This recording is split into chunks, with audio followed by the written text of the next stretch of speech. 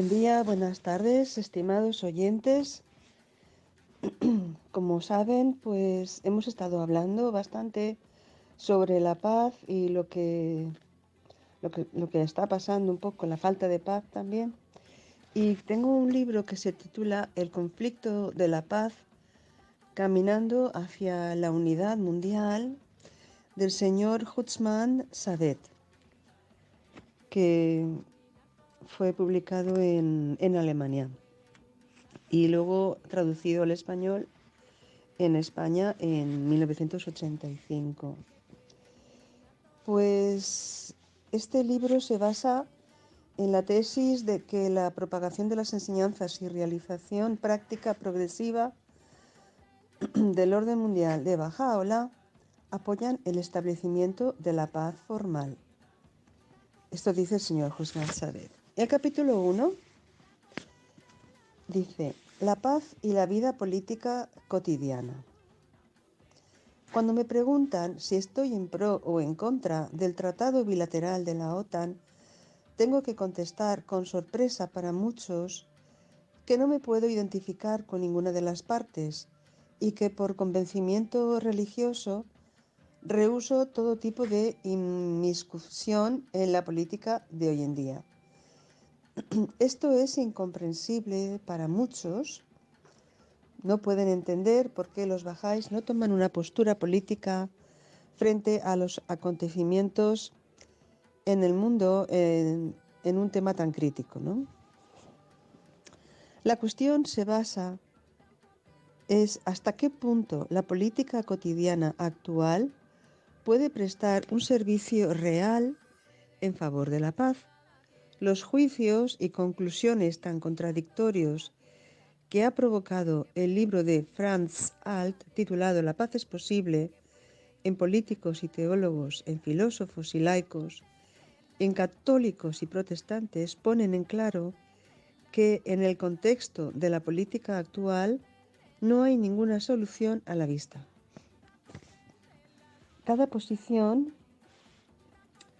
tiene sus buenos argumentos, pero los buenos argumentos se neutralizan mutuamente.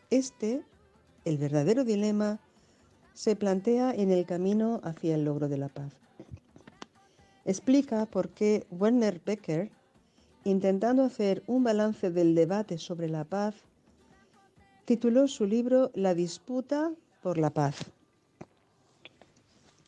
Para aclarar la posición bahá'í, recordemos la historia de Noé y su arca de salvación. Como principio divino que siempre se repite, la alegoría del arca de Noé marca un camino nuevo.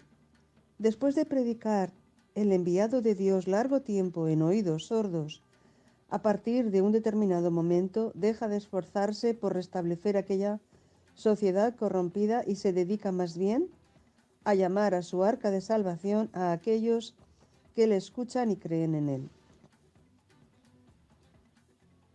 El viejo mundo se va abajo con su suntuosidad y su podredumbre, mientras que al mismo tiempo surge de la mano divina una nueva creación. Encontramos básicamente el mismo desarrollo con la aparición de Moisés. El nuevo pueblo de Dios es elegido, conducido al desierto y finalmente, tras un largo proceso de educación y purificación, es conducido a la Tierra Santa, proceso comparable al Arca de Noé. Tampoco restablece Jesucristo el Imperio Romano, abandonado al materialismo y al hedonismo. En el Islam se observa un proceso similar. Mahoma huye de la Meca a Medina, la ciudad, en árabe simbólicamente, la ciudad de Dios. Al igual que en el Arca de Noé, el profeta otorga a su pueblo aquella educación y formación profundamente religiosa que sería causa de la evolución posterior de la fe y del nacimiento de la cultura islámica. Según la convicción religiosa de los bahá'ís, El orden mundial de Bahá'u'lláh es el arca de salvación divina.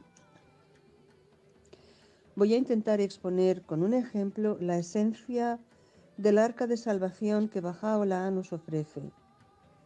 En todo el escrito de Alt es palpable su esfuerzo sincero por deducir soluciones para un mundo pacífico a partir del mandato de amar al enemigo del Sermón de la Montaña. En el debate se le reprocha a Alt el hecho de no establecer ninguna diferencia entre el enemigo personal y el enemigo estatal.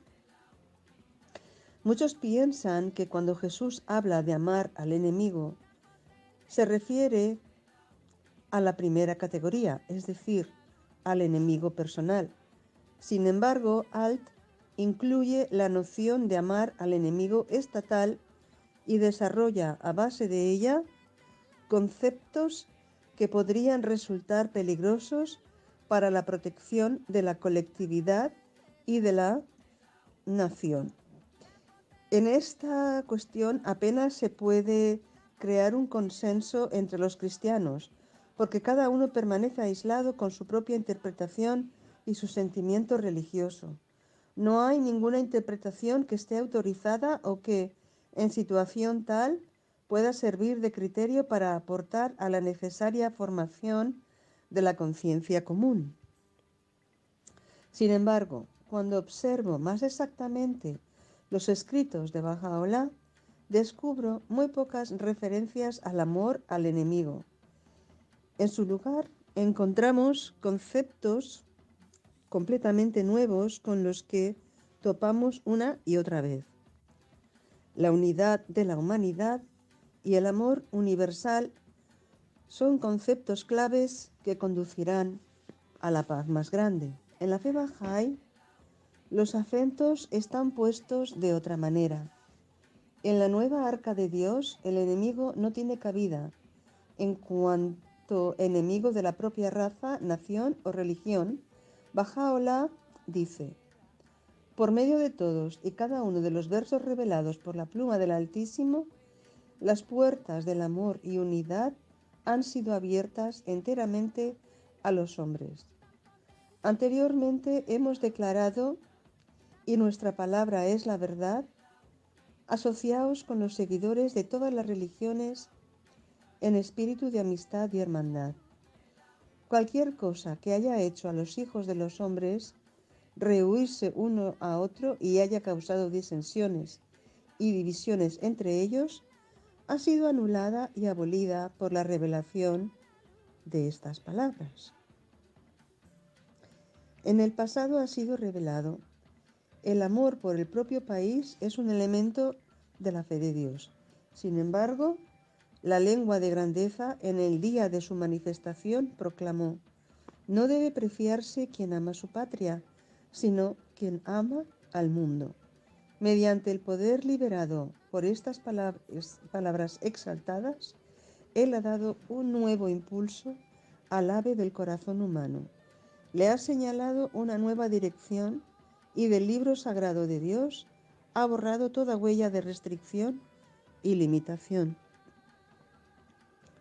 Udo Schäfer escribe: la ley del amor, presentada con toda razón por los cristianos como el summum bonum, como la quinta esencia de toda ética, ha sido limitada de maneras diferentes a través de los siglos, al propio pueblo, raza, religión o partido. Allí donde se practica el amor dentro de límites, este origina integración hacia adentro, pero odio hacia afuera. Las guerras de religión, las cruzadas, el trato que han tenido los judíos en Europa, sobre todo en Alemania, y todavía en este siglo, el que tienen los pertenecientes a la raza negra en Estados Unidos o Sudáfrica, son ejemplos de cómo la ley de Jesús de amar al prójimo ha sido distorsionada y limitada en el curso de la historia. Esta limitación de la ley del amor me ha dado personalmente muchos quebraderos de cabeza, dice el señor Husmat, Yo no podía ni puedo comprender que, por ejemplo, a una y otra orilla del Rin se hayan levantado monumentos a la entrada de las iglesias en honor a los caídos que dieron la vida por la madre patria. Esto no es rememorar a los muertos, sino más bien erigir un monumento glorioso al nacionalismo. Si la ley del amor no debe ser limitada al propio país, entonces el nacionalismo militante aparece como la imagen de un falso Dios. Y esta es también la causa de mi desazón. Ídolo de dioses falsos erigidos en el atrio de las casas de Dios. Las enseñanzas de Bahá'u'lláh y las afirmaciones del Sermón de la Montaña son idénticas en lo que se refiere a la ética individual.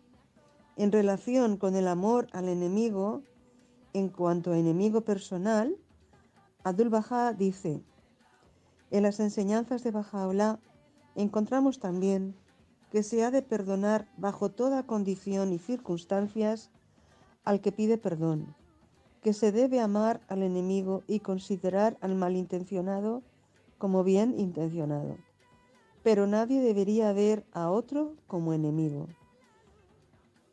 O sea, nadie debería ver a otro como enemigo, soportarlo todo en calma y perdonarle. Esto sería hipocresía y no verdadero amor. No, más bien debes considerar a tus enemigos como amigos, a los que te desean mal como bien intencionados, y tratarles de acuerdo con esto. Tu amor y bondad tienen que ser verdaderos, no mera tolerancia, porque la tolerancia que no viene del corazón es hipocresía. Más tarde volveré a tratar el orden mundial de Bahá'u'lláh, dice el señor Husmar, sus enseñanzas y leyes relacionadas con la reconciliación universal. Al mismo tiempo, ruego comprensión por parte del lector por no haber tratado en este ensayo las contribuciones al debate sobre la paz referentes en la política de hoy en día. Amor y justicia. Los cristianos que toman parte activa en los movimientos pacifistas coinciden conmigo en que para el establecimiento de la paz son importantes tanto el amor como la justicia. Tampoco en el Sermón de la Montaña queda la justicia mal parada. Bienaventurados los que tienen sed de justicia, porque ellos serán hartos. Porque os digo que si vuestra justicia no supera a la de los escribas y fariseos, no entraréis en el reino de los cielos.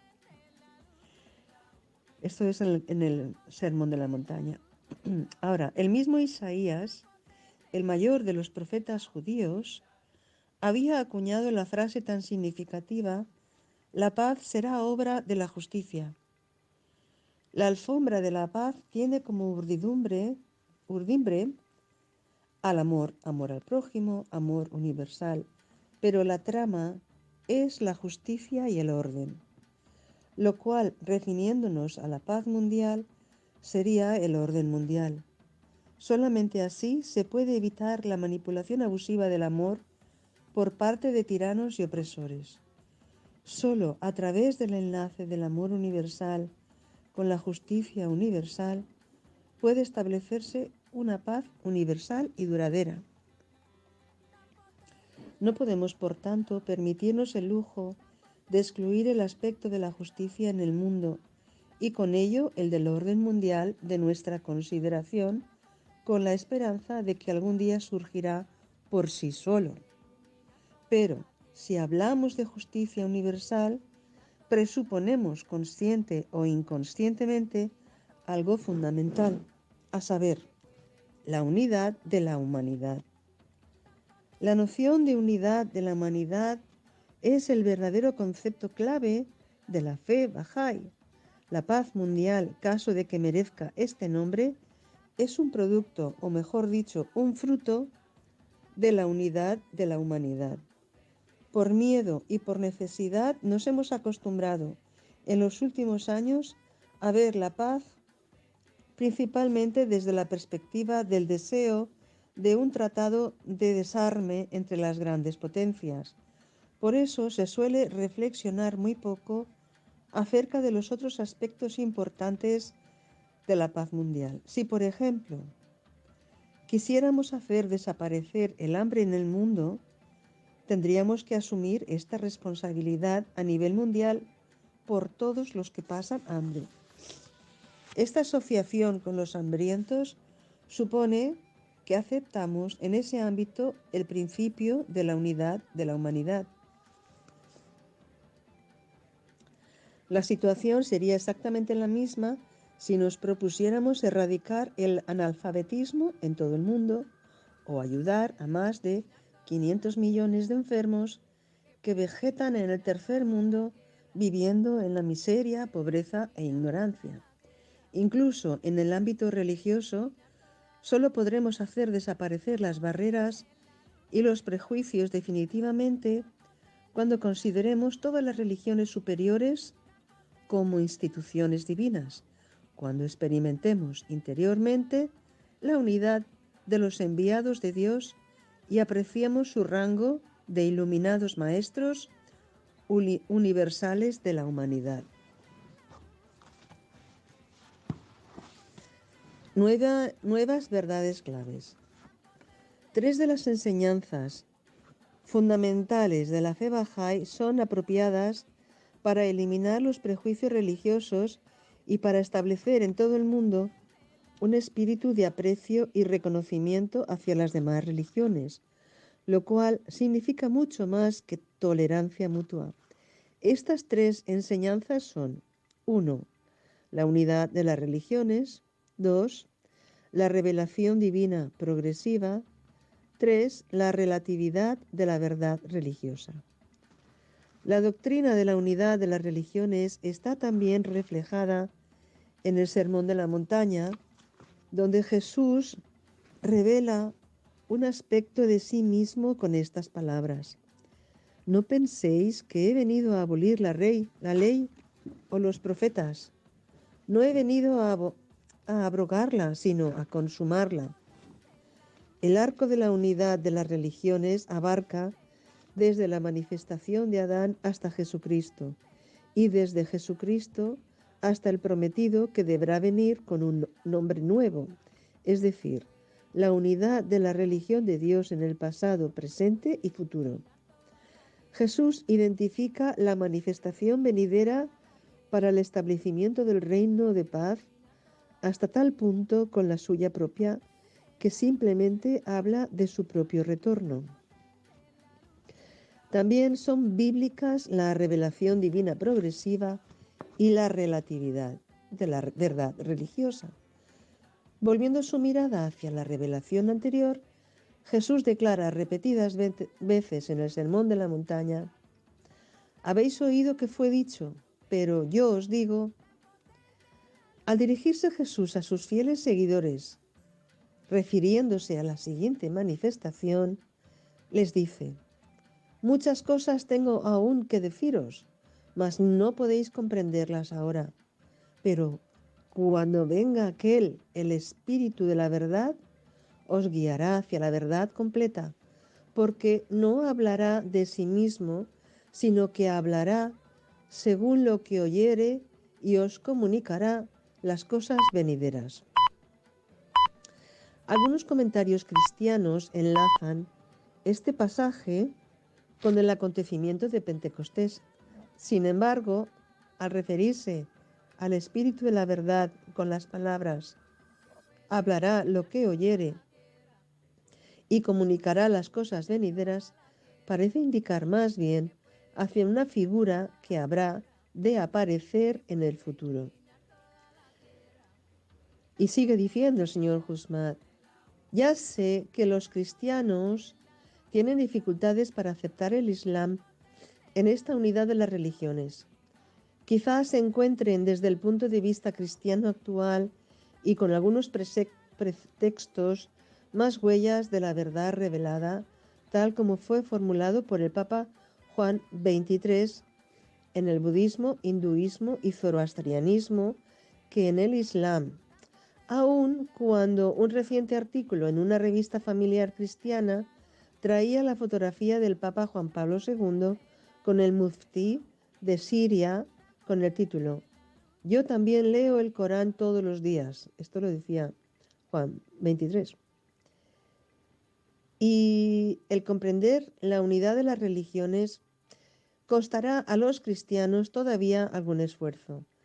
Si tenemos presente que hasta hace no mucho tiempo los demás fundadores de religiones eran tomados por falsos profetas y sus seguidores por herejes, podemos constatar un desarrollo bastante satisfactorio en la dirección correcta. No obstante, tengo la impresión de que muchos cristianos no desean conceder al Islam lo que sin reservas conceden al cristianismo. Si un supuesto cristiano comete un crimen, esto no tiene nada que ver con Jesús de Nazaret. Pero si un supuesto musulmán comete atrocidades, esto se toma como fruto del Islam y se juzga como tal. Por norma, siguen a esto ciertos juicios de valor. El Dios de la cristiandad es un Dios de amor, mientras que el Dios de los musulmanes o el de los judíos es un Dios vengativo. Ante tales juicios suelo comentar irónicamente que el Dios de los protestantes es un Dios de la libertad y que el Dios de los católicos es un Dios del orden. En realidad, los atributos de Dios son parecidos en todas las religiones superiores, pero dado que los hombres en las diferentes religiones buscaban siempre la discordia y no la unidad, hicieron todo lo posible por construir barreras y difamarse mutuamente. ¿Tiene futuro nuestra civilización?, pregunta el señor Husmat-Sabet. El análisis de las aportaciones al debate de la paz pone de manifiesto que el miedo y la desesperación han destruido profundamente las esperanzas optimistas con respecto al triunfo de la paz.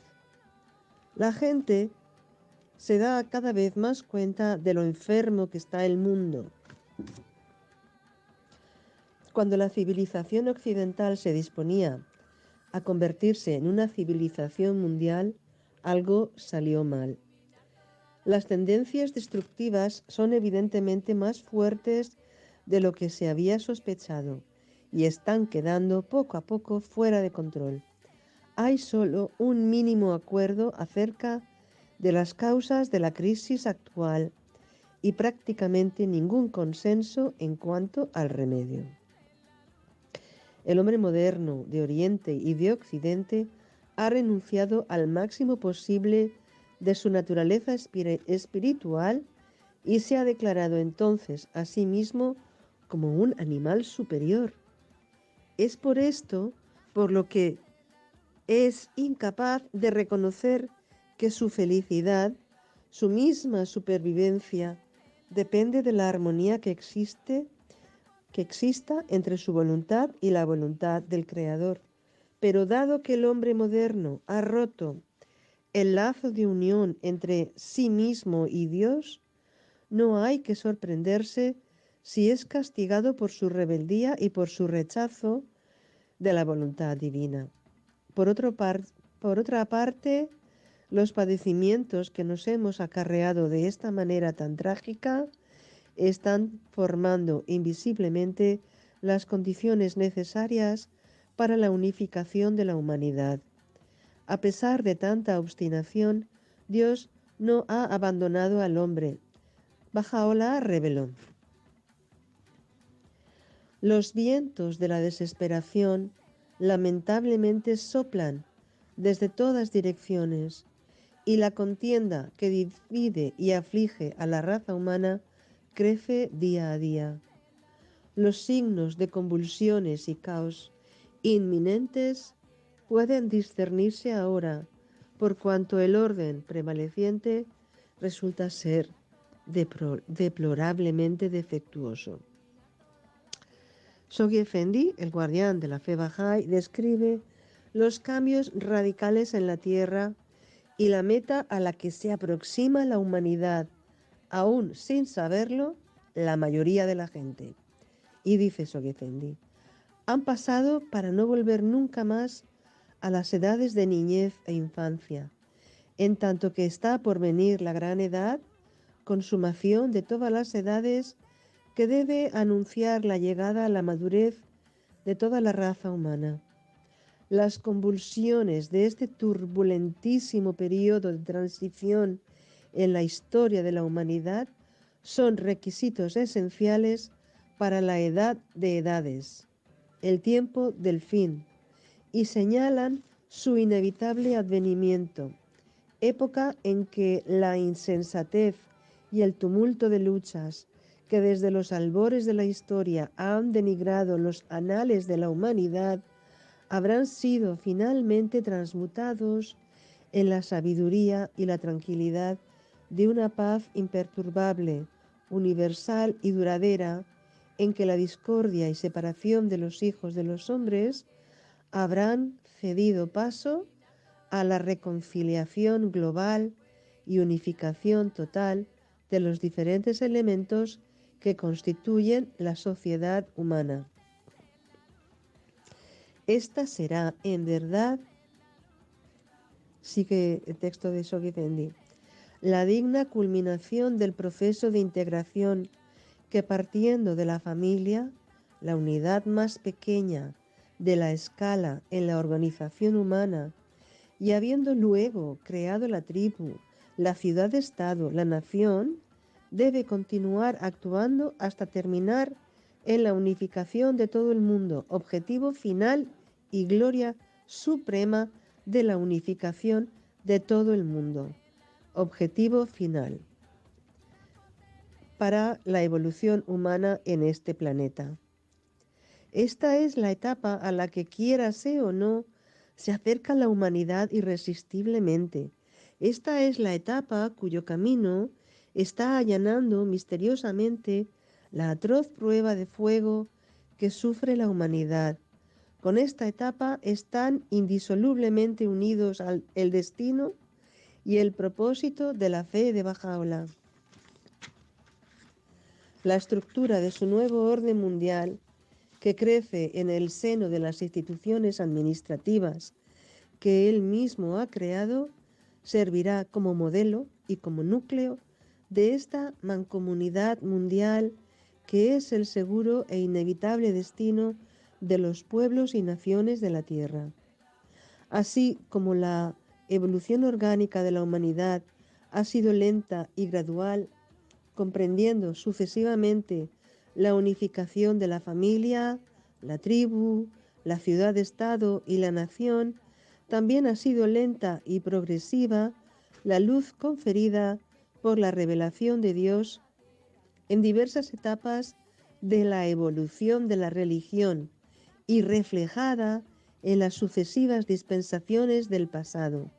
De hecho, en cada época, la medida de la revelación divina ha sido adaptada y dosificada conforme al grado de progreso social obtenido en tal época por una humanidad en constante desarrollo. Aquí se acaba el capítulo número 1 y la verdad que toca muchos temas muy interesantes, como habla de que todas las religiones tienen verdad, tienen la verdad, porque han sido enviadas por Dios, pero que se ha malinterpretado y que se ha perdido quizá ese mensaje original, porque los seguidores de las religiones en general pues tienden a buscar la división, la separación, la diferencia, el conflicto, y claro, así no puede ser, porque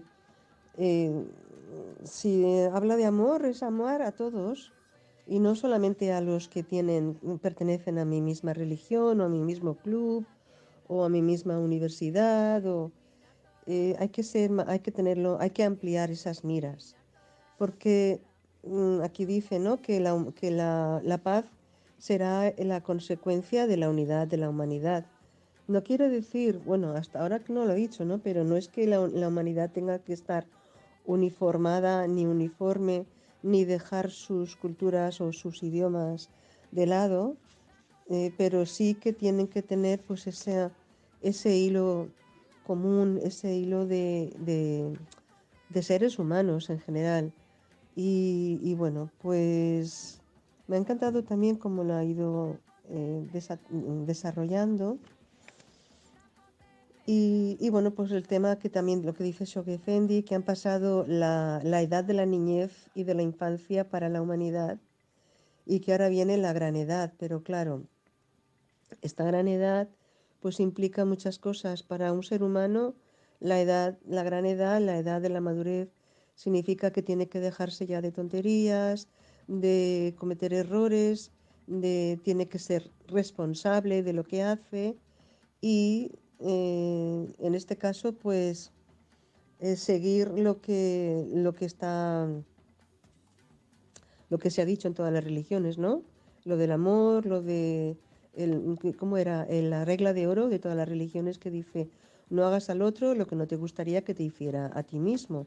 Eso es una regla que es común en todas las religiones y que no la ponemos en práctica pues muy poquito, ¿no?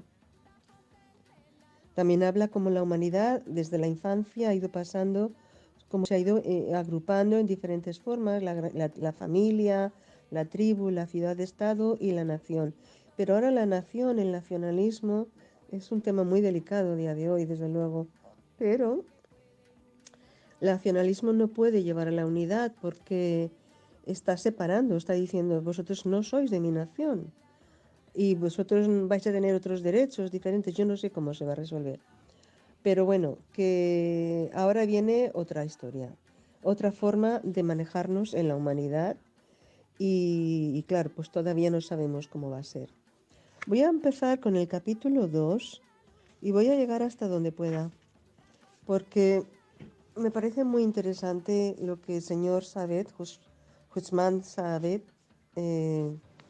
nos cuenta y cómo lo cuenta. Así que bueno, el capítulo 2 dice, ¿por qué no el cristianismo? Escepticismo sobre la paz sería el subtítulo. Una de las mayores dificultades en el camino hacia la paz es que los hombres la añoran, pero en realidad no pueden creer seriamente que sea posible. Como en un laberinto, se dan golpes contra las paredes una y otra vez sin encontrar la salida. Estas son algunas de las objeciones que se oyen. Si ni siquiera hay paz en la familia, ¿cómo se puede creer en una paz universal? Dicen unos. Otros dicen, en la historia de la humanidad siempre ha habido guerras. ¿Qué nos da derecho a suponer que no ocurrirá lo mismo en el futuro? También se oyen otros comentarios que dicen, el hombre es agresivo por naturaleza. La esencia de su naturaleza requiere conflictos y guerras. Ni siquiera las religiones tuvieron el poder de cambiar la naturaleza humana en el pasado. ¿Por qué habría de ser esto posible en el futuro? Hay otros que también dicen, en la historia se ha comprobado constantemente que la unión se lograba gracias a la existencia de un enemigo común. Por tanto, la paz universal es una utopía. Y sigue enumerando diferentes cosas que dice la gente. Otros dicen, hoy día es imposible establecer la unidad de Europa. Es imposible establecer la unidad entre católicos y protestantes. ¿Cómo se supone entonces que van a alcanzar la paz todos los pueblos, todas las religiones, todas las naciones?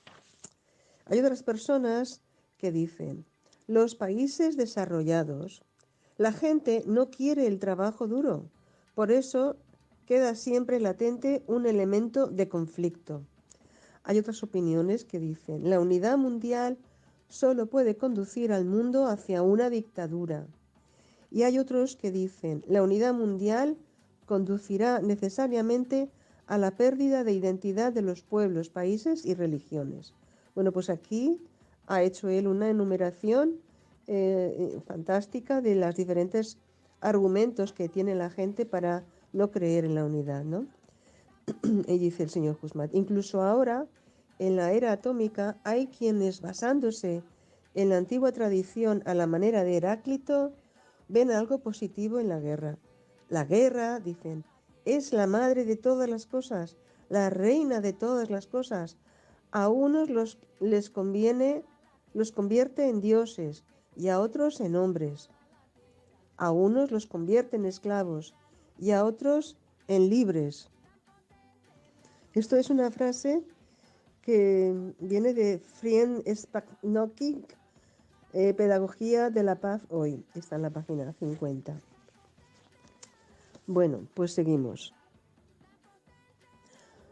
Moltke dice, sin la guerra el mundo se hundiría en el materialismo. Y otros dicen, ni siquiera aquellos que se esfuerzan por lograr una educación pacifista están libres de pesimismo y escepticismo. Aparte de precisar el concepto de paz, esta visión general nos conduce además a otro conocimiento decisivo para la educación práctica de la paz. El camino hacia el orden de paz universal, en el que ya no exista la guerra como forma organizada y colectiva de la práctica de la violencia, está infinitamente lejos, desde nuestro punto de vista actual. Paradójicamente, el hecho de definir el concepto de paz lleva, en consecuencia, a abandonarlo inmediatamente y a renunciar a la meta lejana como planteamiento metódico de una educación para la paz. Esto también está tomado del mismo libro que habla, que dice Pedagogía para la Paz, de la Paz hoy. Vale, pues seguimos. El tiempo no se había cumplido, es un subtítulo. Para los cristianos ocupados en el debate de la paz, puede parecer que la fe Bahá'í ve al establecimiento de la paz substancial como su propia misión espiritual más que la del cristianismo. La razón es sencilla. Cuando ocurrió la revelación de Cristo, no se había cumplido todavía el tiempo para la paz. Todas las afirmaciones y profecías sobre el establecimiento del reino de Dios en la tierra se refieren a la segunda venida de Cristo, a una poderosa manifestación todavía por venir. La manifestación de Cristo dirige su atención hacia la salvación del individuo. En los evangelios no encontramos ninguna referencia a la unificación de la humanidad en su conjunto o a la unidad de las naciones. En aquella época todavía quedaban por descubrir extensas partes de la tierra. La unidad de la humanidad no podía ser anunciada ni realizada. Jesús no se dirigió al individuo en cuanto piedra fundamental de la unidad total indivisible. Bahá'u'lláh especifica la diferencia sutil entre su dispensación y la de Cristo. Dice así, verdaderamente Él, Jesús, dijo, venid en pos de mí y os haré pescadores de hombres. Sin embargo, en este día decimos, venid en pos de mí para que os hagamos vivificadores de la humanidad. Esto es lo que dice Bahá'u'lláh. Sigue siendo discutida la cuestión de si el sermón de la montaña puede ofrecernos el sistema de valores necesario para la fundación de una paz general y en qué medida. Pero podríamos apartar nuestra mirada del mundo actual y dirigirla hacia atrás, hacia la historia de Europa y del cristianismo, para plantearnos algunas cuestiones críticas. 1. ¿Por qué no hay en los 2000 años de historia del cristianismo ningún ejemplo de pueblos que dentro de la zona cultural cristiana hayan podido vivir juntos pacíficamente y durante largo tiempo según los principios del Sermón de la Montaña? 2. Si en Europa la paz no fue posible mientras el cristianismo era la fuerza que determinaba e influía en todo, mientras la gran iglesia dominaba toda la vida privada y pública, ¿Cómo puede esperarse que un mundo secularizado, cuya población se ha vuelto una mitad atea y la otra indiferente en su mayor parte, llegue a alcanzar una paz duradera a través de las enseñanzas del sermón de la montaña? Y la tercera dice, ¿hay estructuras para un orden mundial que deriven su motivación del sermón de la montaña? Esta pregunta es especialmente importante porque una sociedad, sea del tipo o del tamaño que sea, no puede, como hemos mencionado anteriormente, abstenerse del principio de la justicia para obtener su propia pacificación.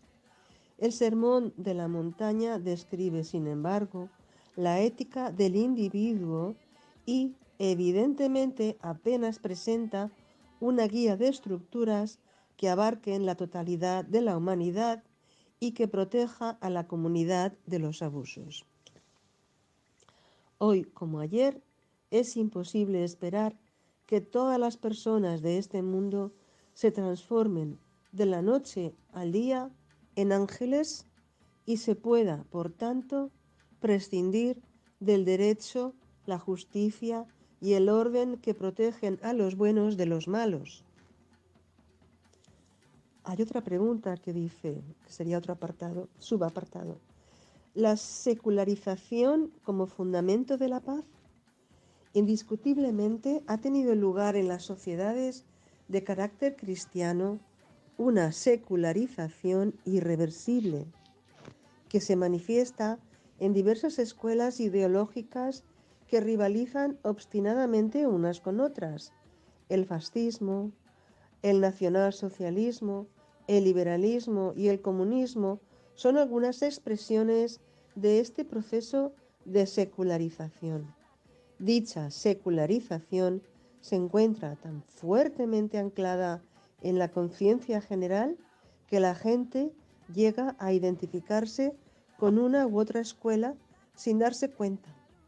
Un nuevo comienzo radical, independientemente de cómo nos imaginemos un estado de Dios en la tierra, nos imaginemos un estado de Dios en la tierra, parece a muchos poco natural, absurdo e incluso imposible. Partiendo del punto de vista moral, se pueden considerar las formas actuales más importantes de secularización del cristianismo como ideologías de codazos. En un caso, los codos pertenecen al Estado y en otro al individuo.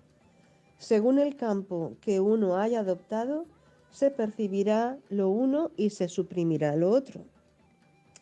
La superación de la secularización por parte de una religión original, por parte de una nueva manifestación divina, no es tema de discusiones en absoluto, al igual que Munchausen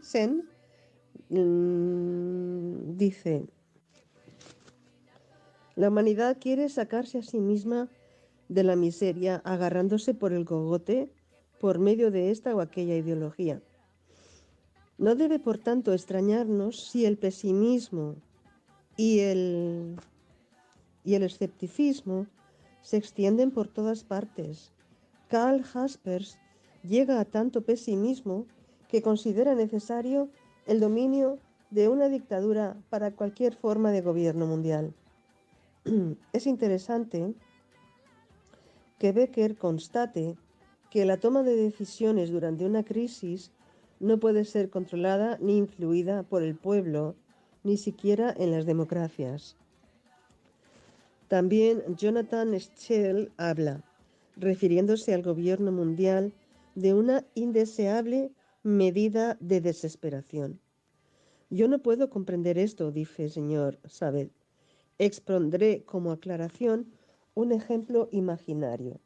Supongamos que a causa de una catástrofe quedaran destruidas todas las partes de la Tierra salvo los Estados Unidos.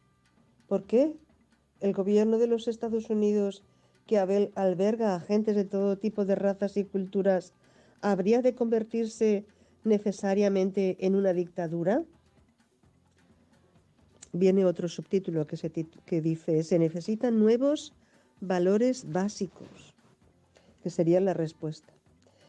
¿De dónde viene esa actitud negativa? ¿Por qué se coloca siempre, consciente o inconscientemente, a un mismo nivel el gobierno mundial y la dictadura mundial? En mi opinión, la razón es que falta la base espiritual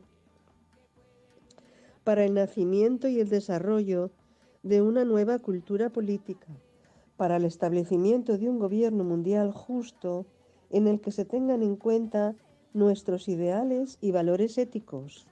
Hay que dar la razón a Jonathan Scherz cuando afirma, el movimiento pacifista y aún más, el mundo entero necesita propuestas de acción que puedan estar a la altura de las esperanzas surgidas y a las que se pueden aplicar los valores morales, según los cuales se juzga la política actual. Estamos recorriendo, dice el señor Sadet, estamos recorriendo un largo túnel en la oscuridad y tememos que al final, a la luz del día, veamos que somos esclavos para crear una nueva cultura política. Es extremadamente importante el seleccionar y elegir a los que habrán de tomar las decisiones, así como la manera en que lleven a cabo la consulta en todos los niveles. Esto puede considerarse como una contribución significativa de los bahá'ís a la paz, pues tampoco la fe bahá'í cree que la paz pueda sernos regalada. Se necesitan nuevas estrategias para resolver los problemas y tomar decisiones, así como una nueva dotación psíquica para el hombre, tanto a nivel individual y colectivo. Como seres humanos, si somos iguales, ni estamos de acuerdo en cuanto a nuestras metas, expectativas, esperanzas y prioridades. Tampoco lo estaremos al convertirnos en bahá'ís. Lo que recibimos son valores básicos, una meta lejana formulada en términos abstractos. La palabra como indicadora del camino en la lucha de nuestra vida y el orden administrativo bahá'í como terreno de entrenamiento para las necesarias y nuevas estructuras psicológicas y sociales. Así, cuando los bahá'ís reivindican un gobierno mundial, un tribunal mundial de arbitraje y otras instituciones internacionales, lo hacen en el contexto de las leyes y normas reveladas por Baha'u'lláh que tratan de llevar a la realidad y como prototipo las instituciones bahá'ís. En esta tarea pueden los bahá'ís dar prueba de una experiencia práctica mundial que está a la disposición de todos. Como en un laboratorio, los bahá'ís actúan ya en el marco de las nuevas estructuras en miles de poblaciones de todo el mundo. Luchan por algo que consideran una tarea propia. A todos aquellos que se preocupan por la paz mundial, aconsejamos presten la debida atención al trabajo de los bahá'ís dentro de la nueva arca divina, la unidad. Vista de esta manera, es, ante todo, la capacidad de tolerarnos unos a otros en toda nuestra variedad, aprender a entender y amar esto como expresión de la realidad divina, reconocer y sopesar los valores conscientemente y entonces tomar decisiones cada vez con menos desagrado, particularmente en instituciones sociales. La lucha que va unida a esto, la gran exigencia de disposición para aprender, el temor de Dios, el valor cívico, la independencia espiritual y la libertad interior del individuo, así como la obediencia nacida de todo ello, son aportaciones esenciales de la cultura bahá'í a la paz.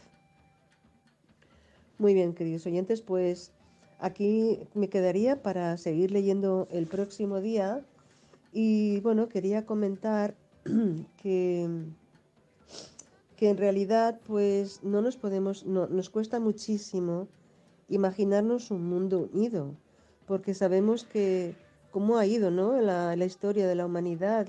La unión, como decían algunos, siempre viene porque ambos tienen un enemigo común. Pero si no hay un enemigo común, o sea, si el enemigo común es la discordia, entonces la falta de paz, la falta de estar bien, de estar tranquilos, eso sería el enemigo común, ahora que lo estoy pensando. Es importante que veamos que esta unidad a nivel mundial, que no significa unicidad, como decía antes, no se trata de una dictadura, ni de que un país tome el liderazgo y empiece a dictar normas o a someter a los demás países. Es algo que nunca ha pasado en la humanidad, es algo que no sabemos cómo es. Él menciona que los bajáis están poniendo en práctica una serie de cosas como son la consulta, que la consulta es que se reúnen y cada persona se expresa libremente y todas las opiniones son escuchadas y se toman decisiones en relación a las necesidades o a las cosas que se van manifestando y todos las acatan porque para eso se han reunido y han consultado, para tomar una decisión. Pero no es una obligación, no es una obligación de un país rico, de un país poderoso, como el ejemplo que pone aquí, que si hubiera una catástrofe mundial y solamente quedaran los Estados Unidos, y siendo que en los Estados Unidos hay gran diversidad de razas y de religiones, entonces serían los Estados Unidos los que liderarían el mundo. Dice que no, no.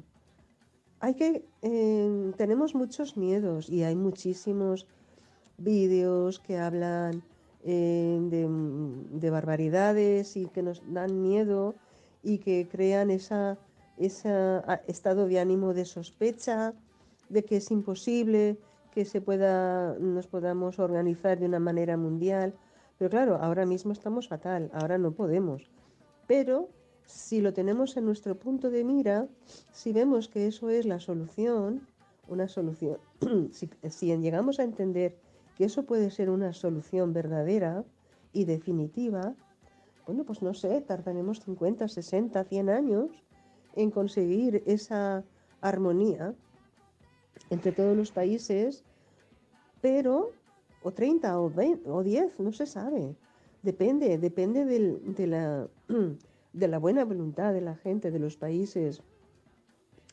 Así que bueno, pues me parece muy interesante este libro, no sé qué les ha parecido a ustedes. Seguiremos la próxima semana y bueno, la próxima semana hablaremos de la mujer, porque como viene el Día de la Mujer, que es el 8 de marzo, pues ese día. Entonces al otro será cuando seguiremos leyendo el libro, que me parece muy interesante. Así que mis queridos oyentes, espero que sigan muy bien, que les haya gustado alguna de las partes de lo que hemos estado leyendo y comentando, y les emplazo para la próxima semana, que sean felices y que sepan y que puedan llegar a resolver los conflictos que tenemos cada día de una forma armoniosa y generosa y en consulta.